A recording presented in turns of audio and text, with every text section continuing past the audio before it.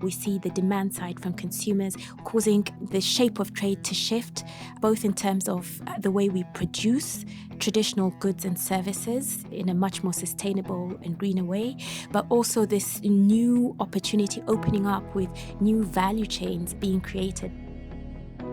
Hello, this is the Weekly Tradecast, a podcast brought to you by UN Trade and Development. I'm Sarah Toms. We're exploring how major events are shaping trade and development and how that affects billions of people around the world. This week, we're looking at how the green transition is transforming the global economy, national policies, and almost every aspect of our lives. As the impact of climate change gets worse, from more severe storms to drought and poor harvests, the focus is on finding policies and solutions that make a difference. Much more needs to be done, but steps to cut emissions and use more renewable energy are already opening new frontiers for technology and creating new opportunities for business. It's also redrawing the map for the resources we use, the products we make, and how trade is flowing around the world. So how does that big picture connect and affect daily life in our work and in our communities? Well, for more on the macro to micro aspects of the green transition, I'm joined now by Vanessa Erogbogbo, Chief of the Green and Inclusive Value Chain section at the International Trade Centre. The ITC is a joint agency of the United Nations and the World Trade Organization that supports small businesses in developing countries to trade. A business management and development specialist, Vanessa focuses on sustainable trade. She also founded #SheTrades, an initiative for women's economic empowerment through trade. Well, welcome to the show, Vanessa. It's good to have you here. Thank you, Sarah. Thank you. Now, on a grand scale, what would you say the effect is that the green transition is already having on small businesses and also trade? Well, Sarah, I think we're seeing a huge shift, and there's a lot of pressure, I would say, from three nodes. The first one being the policy node. We heard at COP28 in Dubai a commitment to triple up the production of renewable energy and to double down, which is to double the energy efficiency. From regulation, a second node, we see an increasing proliferation of what we call trade-related climate measures governing how goods are produced. And the third node is markets. And, we see the demand side from consumers. We've had voluntary sustainability standards for many, many years, but now the sustainable markets are growing so rapidly. So I think this pressure is causing the shape of trade to shift, both in terms of the way we produce traditional goods and services in a much more sustainable and greener way, but also this new opportunity opening up with new value chains being created, waste management value chains, renewable energy value chains, all the new value chains that are critical for the green transition. We released a report during the COP on how trade and trade policy can accelerate the deployment of renewable energies. And did you know Vietnam is the second largest exporter of solar PV modules? I mean, this is incredible. And then from the small business perspective, they're grappling with this shift as well. They're grappling with accessing knowledge. They're grappling with capacity. They're grappling with the resources that they require to change the way they're producing, to limit their water use, to manage their chemical use, to lower their energy use.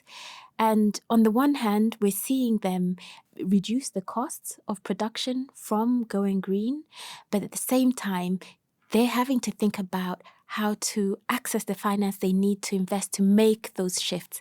So it's actually quite a complex picture, but for sure we see these large shifts in both trade and the way small businesses are operating.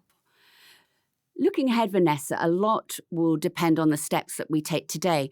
What do you think greener value chains will look like in the future? Let me start by describing what I think a green value chain is. A green value chain to me is one in which where we produce, trade, and consume because we don't talk enough about consumption. Consume is mutually compatible with a healthy planet and a prosperous society in very simple terms. But I can tell you what I would like them to look like in the future. And I'd like them to look like a multi-stakeholder partnership that facilitates the equal sharing of the costs and benefits of going green. I was recently in Ghana, where ITC is working in the cocoa value chain, and we're deploying dynamic agroforestry approaches, climate smart cropping systems, and incorporating food crops. And this is a partnership model with Kwapa Cocoa Farmers Union. So this model allows us to partner, to work together, to learn from each other and deploy support to the cocoa farmers in the value chain, and results in an ability to inset carbon, build resilience of the farmers, improve their incomes and livelihoods, and food security. I went all the way to visit farms in one of the regions in Ghana, to the port in Tema, working with Cocoa Board, all the way to here in Switzerland, the chocolate factory, with co-investment from the private sector from here in Switzerland, investment from a multilateral partner through the Swiss government, and then technical assistance provided by ITC. This is a bit what I think a green value chain should look like, where it's a partnership between the markets and the producers, all working together to create prosperity and opportunities.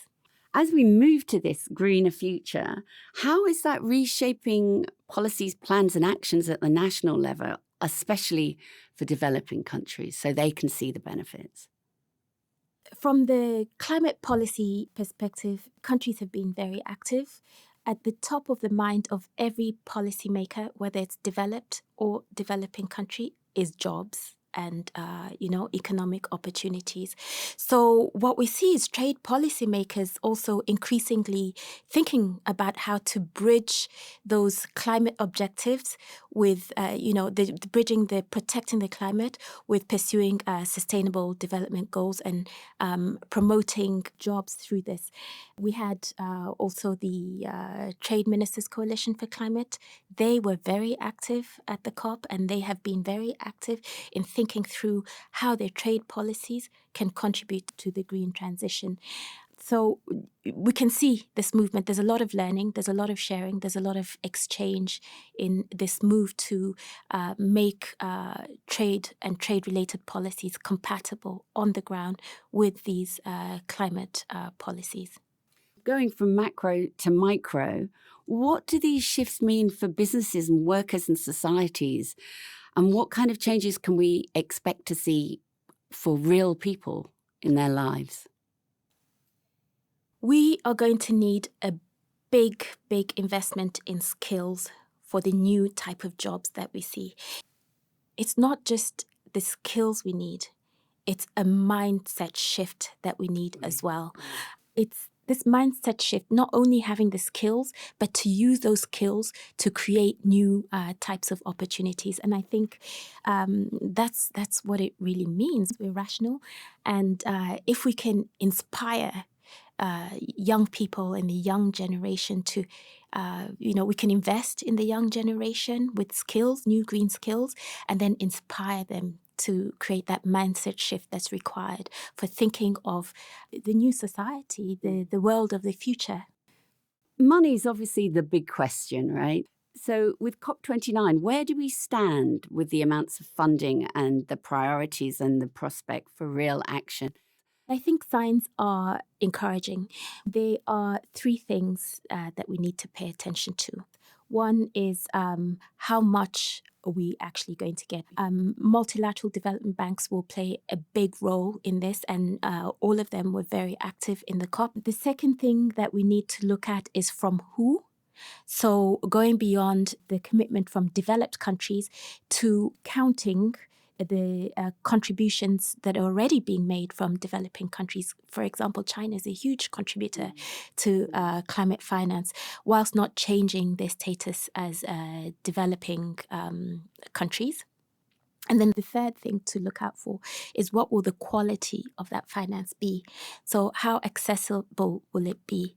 What sort of concessions will be provided? How much will be provided for adaptation? Finally, Vanessa, what needs to happen to better connect the big global transition to inclusive development on a personal scale? How do we minimize the disruptions and reap and maximize the benefits? I'm convinced that we need to pursue bottom-up approaches. It cannot just be top-down. So we need to value and support action from the grassroots. We had an incredible woman from Papua New Guinea, Florence Jaukai. She does bilim, which is woven bags, and they use them also to carry babies and children. And she goes deep into the rural provinces of Papua New Guinea.